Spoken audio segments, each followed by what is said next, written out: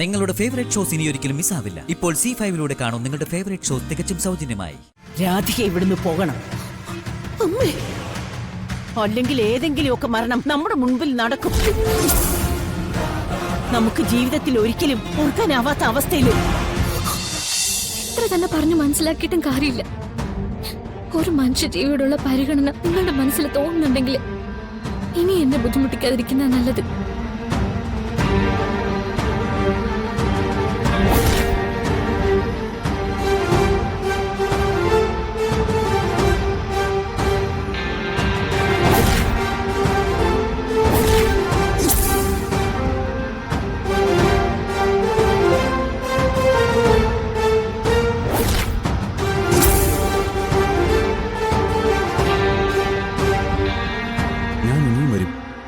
തന്നെ കാണാതിരിക്കാൻ എനിക്ക് പറ്റില്ല.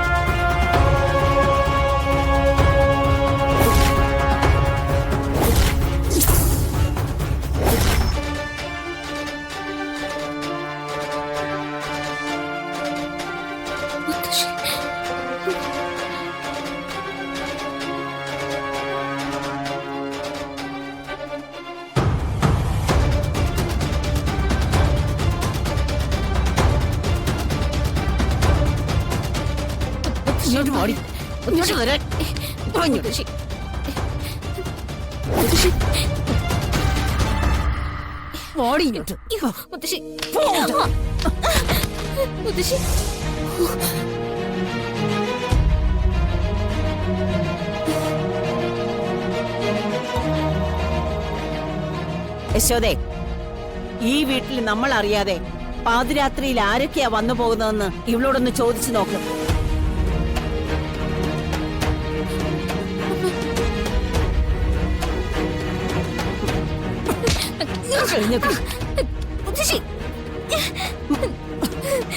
ആരാടി അവൻ? എത്ര കാലമായി അവനോട് വരാൻ തുടങ്ങിയിട്ട്?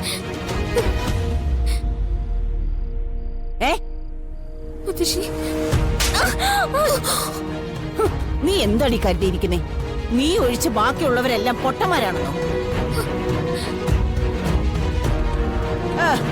രാധിക മോള് നല്ലത് മാത്രമേ ചെയ്യുള്ളെന്ന് ദേവനെ കൊണ്ടും യശോദയെ കൊണ്ടും പറയിപ്പിച്ചിട്ട് നിനക്ക് വേണ്ടതൊക്കെ നീ ചെയ്യുന്നുണ്ട്. എന്നടി ഒന്നും മിണ്ടാത്തെ? നിനക്കൊക്കെ തിരിച്ചറിവ് വരണമെങ്കിൽ ഇവളെയും വേറെ ഏതെങ്കിലും ആണുങ്ങളെയും കൂടി നാട്ടുകാർ പിടിച്ച് മുമ്പിൽ നിർത്തി തരണം.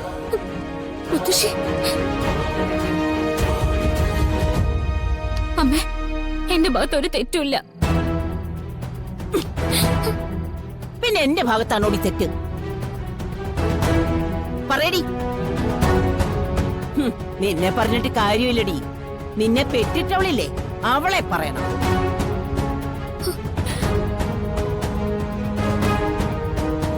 ഇതുപോലെ ഏതെങ്കിലും ഒരുത്തൻ അമ്മയ്ക്ക് സമ്മാനിച്ചതാവും നിന്നെ. അപ്പൊ പിന്നെ രക്തത്തിന്റെ സ്വഭാവം കാണിക്കണമല്ലോ.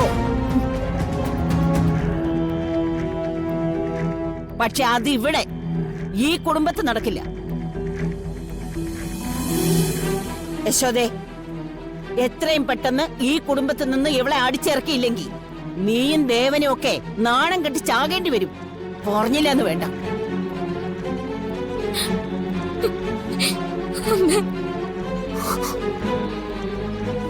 മുത്തശ്ശിയുടെ കണ്ണിൽ കണ്ടത് സത്യമല്ലേ? അല്ലെന്ന് പറയാൻ പറ്റും നിനക്ക്?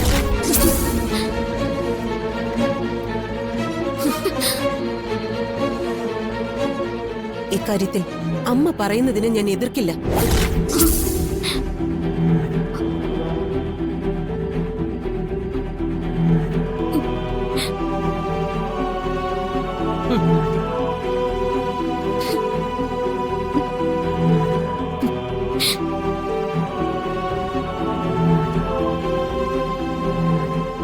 യശോദേ, നീ എന്റെ കൂടെ വാ.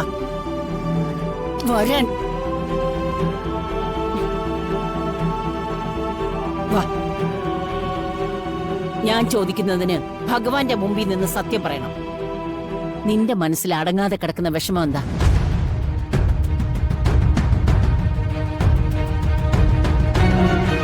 പറയേ. ഭഗവാന്റെ മുമ്പിലും നിന്റെ മോൾക്ക് വേണ്ടി കള്ളം പറയാനാണോ നിന്റെ ഉദ്ദേശം?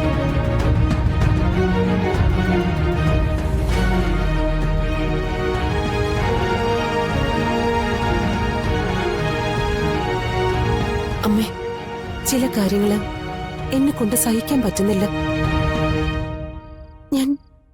ഞാൻ എന്റെ കൺമുന്നിൽ വെച്ച് ചിലത് കണ്ടു. വരുണിന്റെയും പ്രിയങ്കയുടെയും രാധികയുടെയും ഇടയിൽ നടന്ന കാര്യങ്ങൾ അറിയാവുന്നത് എനിക്കും അമ്മയ്ക്കും മാത്രമാ. എനിക്ക് പേടിയുണ്ടമ്മേ, ഹരിതാത്തത് എന്തെങ്കിലും സംഭവിക്കുമെന്ന്. അതുകൊണ്ടാ ഞാൻ വീണു പോണത്. എന്താ നീ കണ്ടത്? അത്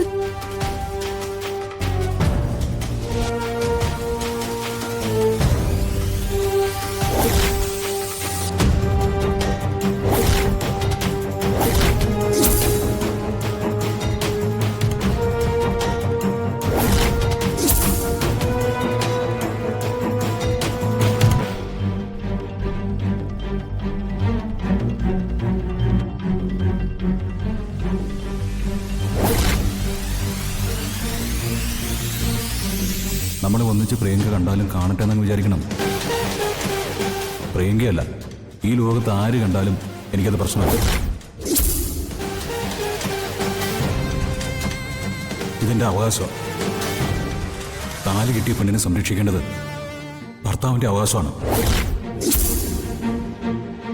ഞാൻ കുറച്ച് ദൂരെയാണ്, എനിക്ക് വേണ്ടപ്പെട്ട ഒരു സ്ഥലത്ത്, ഏറ്റവും വേണ്ടപ്പെട്ട ഒരാളുടെ കൂടെ. വരുണിന്റെ മനസ്സിൽ അത് ഉറച്ചു കിടക്കുക. പ്രിയങ്ക മോൾ ഒപ്പം താമസിക്കുന്നുണ്ടെങ്കിലും അവന്റെ മനസ്സിൽ എപ്പോഴും രാധികയാണ്. ഇതെങ്ങനെയമ്മേ ഞാൻ സഹിക്കുന്നത്? നമ്മളെല്ലാവരും ചേർന്ന് ഉണ്ടാക്കിയ ദുരന്തമല്ലേ ഇത്? യശോദേ, തലയ്ക്ക് തീ പിടിച്ചാലും അതിനും ഒരു പരിഹാരം ഉണ്ടായേ പറ്റൂ. പ്രിയങ്കമോളുടെ ജീവിതത്തിനെ കുറിച്ച് നമ്മൾ ഗൗരവമായി ചിന്തിച്ചേ പറ്റൂ. അതിനൊരൊറ്റ മാർഗമേ ഉള്ളൂ. രാധിക ഇവിടുന്ന് പോകണം. അമ്മേ, അല്ലെങ്കിൽ ഏതെങ്കിലുമൊക്കെ മരണം നമ്മുടെ മുൻപിൽ നടക്കും. നമുക്ക് ജീവിതത്തിൽ ഒരിക്കലും ഓർക്കാനാവാത്ത അവസ്ഥയിൽ ഞാനിനി ആ തീരുമാനം എടുക്കാൻ പോവാ. അവളിനി ആറ്റുവാശ്ശേരിയിൽ വേണ്ട. ഡൗൺലോഡ് ചെയ്യൂ C5 ആപ്പ്. കാണൂ എല്ലാ എപ്പിസോഡുകളും സൗജന്യമായി.